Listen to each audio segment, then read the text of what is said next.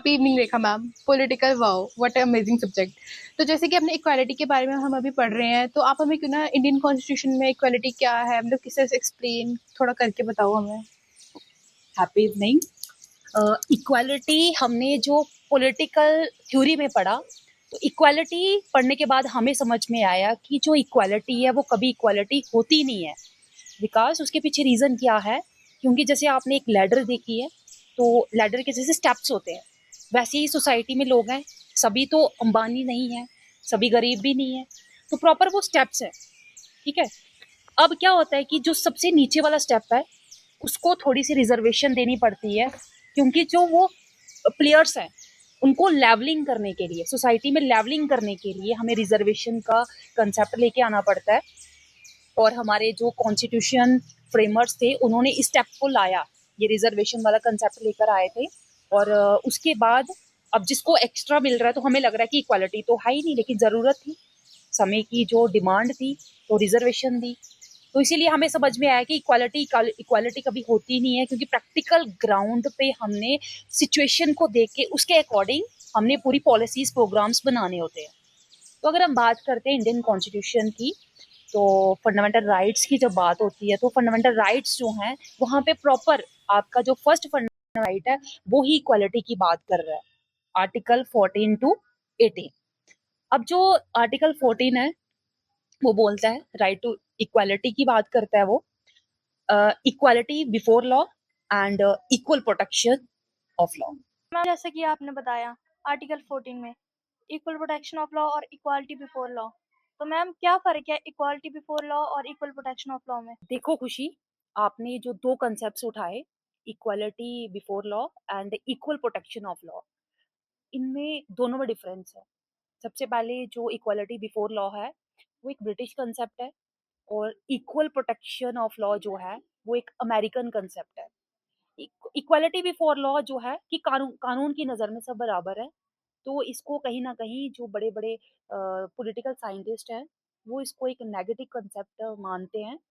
लेकिन जो equal protection of law है, इसको थोड़ा सा समझना कि इक्वल प्रोटेक्शन ऑफ लॉ मतलब कि ये एक डिस्क्रिमिनेशन भी बोलते हैं लोग, कि रिजर्वेशन कहीं ना कहीं डिस्क्रिमिनेशन है।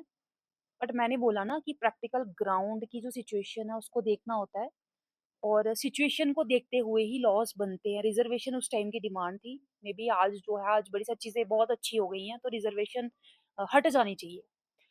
लेकिन जो इक्वल प्रोटेक्शन ऑफ लॉ है वो बात करता है कि जो जैसा है उसको उसके अकॉर्डिंग मिले। जो गरीब है और जो अमीर है, दोनों को हम इक्वल तो नहीं देंगे ना, क्योंकि जो अमीर है उसके पास तो ऑलरेडी चीज़ें हैं। लेकिन जो गरीब है, जिसके पास रहने का नहीं है, जिसके पास बेसिक नीड्स जिसकी पूरी नहीं हो रही हैं, तो वो एजुकेशन का कैसे सोचेगा? तो इसीलिए उसको थोड़ा-सा हमें एक्स्ट्रा तो देना ही पड़ेगा। तो इसीलिए इक्वल प्रोटेक्शन ऑफ लॉ ये एक अमेरिकन कांसेप्ट है जो कि रिजर्वेशन की बात कर रहा है। इसमें कहीं न कहीं बहुत सारे लोग इसको बोलते हैं कि इसमें डिस्क्रिमिनेशन है। तो ये इक्वल प्रोटेक्शन ऑफ लॉ है, ये डिस्क्रिमिनेशन तो है यहाँ पे, बट ये रीज़नेबल डिस्क्रिमिनेशन है। तो रीज़नेबल डिस्क्रिमिनेशन, प्रोटेक्टिव डिस्क्रिमिनेशन जो कि ज़रूरी है सोसाइटी की ग्रोथ के लिए, ताकि वो जो प्लेयर्स हैं, वो जो पूरी सोसाइटी के लोग हैं, एक लेवलिंग हो जाए। जब पूरी लेवलिंग हो जाएगी, तो देन सिस्टम अच्छे से, मतलब हम एक पूरा यूनिफॉर्म लॉ जो है वो वहाँ पे इम्प्लीमेंट कर सकते हैं। हुए मुझे बड़ा मज़ा आ रहा है कि एजुकेशन और जॉब में भी इक्वालिटी की बात की गई है कहीं। सिर्फ सेंट्रल बोर्ड है, आईसीएसई बोर्ड है, स्टेट बोर्ड है, तो कहाँ इक्वालिटी, मतलब इसमें भी कुछ। जो आर्टिकल 16 और आर्टिकल 17 है वो प्रॉपर बात कर रहा है। आर्टिकल 16 में बात की गई है नो डिस्क्रिमिनेशन। अगर पब्लिक एम्प्लॉयमेंट की बात होती है तो उसमें कोई भी डिस्क्रिमिनेशन नहीं होगा, मतलब चाहे वो रिलीजन, कास्ट, सेक्स, रेजिडेंस को लेकर।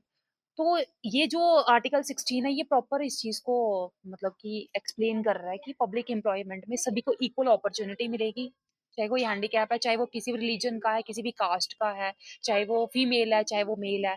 हर कोई उसमें पार्टिसिपेट करके तुम लोग उसमें जॉब ले सकते हो, इफ़ यू आर कैपेबल। तो सभी को इक्वल इसमें अपॉर्चुनिटी मिलेगी पब्लिक एम्प्लॉयमेंट को लेकर, और इसमें कोई भी डिस्क्रिमिनेशन नहीं होगा। और आर्टिकल 17 जो है वो प्रॉपर बात कर रहा है अपॉर्चुनिटी की, क्योंकि India is a socialist country, social welfare की यहाँ पे बात होती है। हम लोग रिसोर्स की बात नहीं करते, हम रिसोर्स को डिस्ट्रीब्यूट नहीं करते हैं। लेकिन यहाँ पे ये होता है कि अगर तुम कैपेबल हो, तुम एक एग्जाम दो और देन तुम वो चीज अचीव कर सकते हो। तो उसके लिए इक्वल अपॉर्चुनिटी है, ये आर्टिकल 17 बोल रहा है।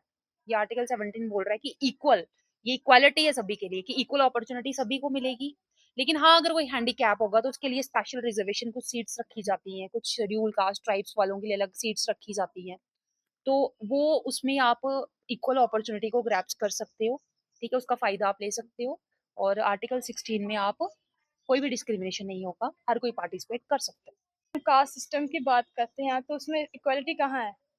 कास्ट सिस्टम देखो, इंडिया की जो सोसाइटी है उसमें एक हायरार्की है, एक लैडर है।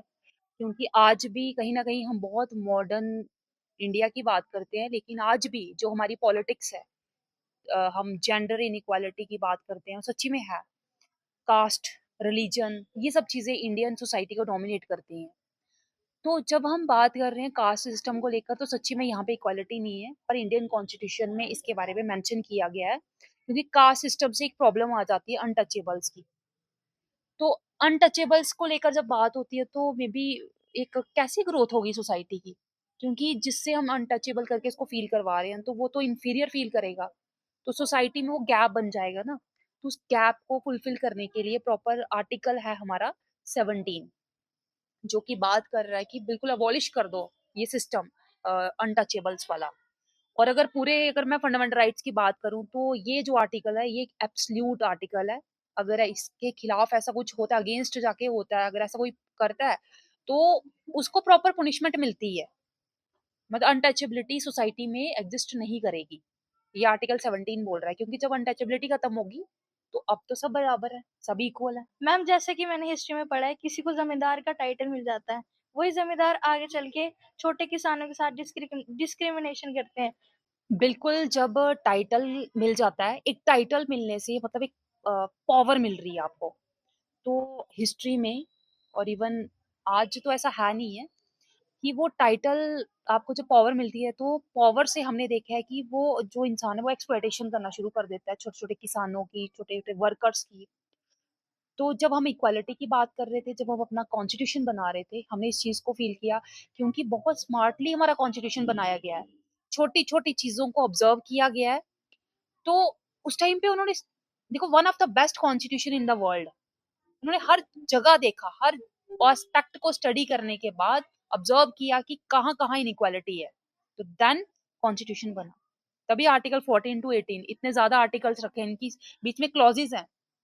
तो आर्टिकल 18 जो है वो ये प्रॉपर बात कर रहा है कि जो टाइटल्स है इनको अबॉलिश कर दिया जाएगा। जैसे जमींदार, ब्रिटिशर्स के टाइम पे राय बहादुर, खान बहादुर, ये टाइटल्स मिलते थे और ये पावरफुल लोग हो जाते थे। मतलब टाइटल मिलने से वो पावरफुल है और फिर वो बाकी पूरी सोसाइटी को डोमिनेट कर रहा है, एक्सप्लॉइट कर रहा है, अपने हिसाब से अपना ही राज चला रहा है, ठीक है। लेकिन एट प्रेजेंट अगर हम बात करें, जैसे गवर्नमेंट ने ये अलो नहीं किया, जैसे किसी को पद्मश्री मिल जाता है, ठीक है। ये कोई टाइटल नहीं है, ठीक है, इसको आप यूज नहीं करोगे।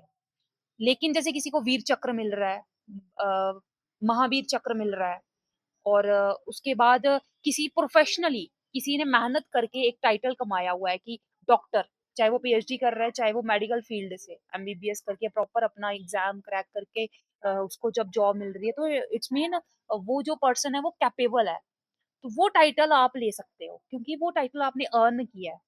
तो टाइटल्स को भी अबॉलिश किया गया है, बट कैपेबिलिटी वाले टाइटल्स जो है वो रखे गए हैं, ठीक है। जैसे आपने इनका देखा होगा, डॉक्टर एपीजे अब्दुल कलाम। तो डॉक्टर एपीजे अब्दुल कलाम को मिला था भारत रत्न। तो ये टाइटल है भारत रत्न एपीजे अब्दुल कलाम, आप बोल सकते हो।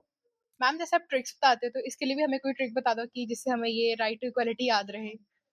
ओके, एक ट्रिक बताती हूँ मैं आपको। अगर आपको आर्टिकल 14 टू 18 अगर याद नहीं रहते हैं तो सिंपल आप एक ट्रिक याद रखो, ईड आउट। ईड आउट 14 जो है वो बात कर रहा है इक्वालिटी की, ई। और डी जो है वो बात कर रहा है डिस्क्रिमिनेशन, आर्टिकल 15। और उसके बाद जो 16 है वो बात कर रहा है अपॉर्चुनिटीज की। उसके बाद यू बी को इकट्ठे जोड़ के आप बना दो अनटचेबल्स, और वो आ जाएगा आपका आर्टिकल 17। और लास्ट में आर्टिकल 18 जो है उसको प्रॉपर टी, तो ई डाउट।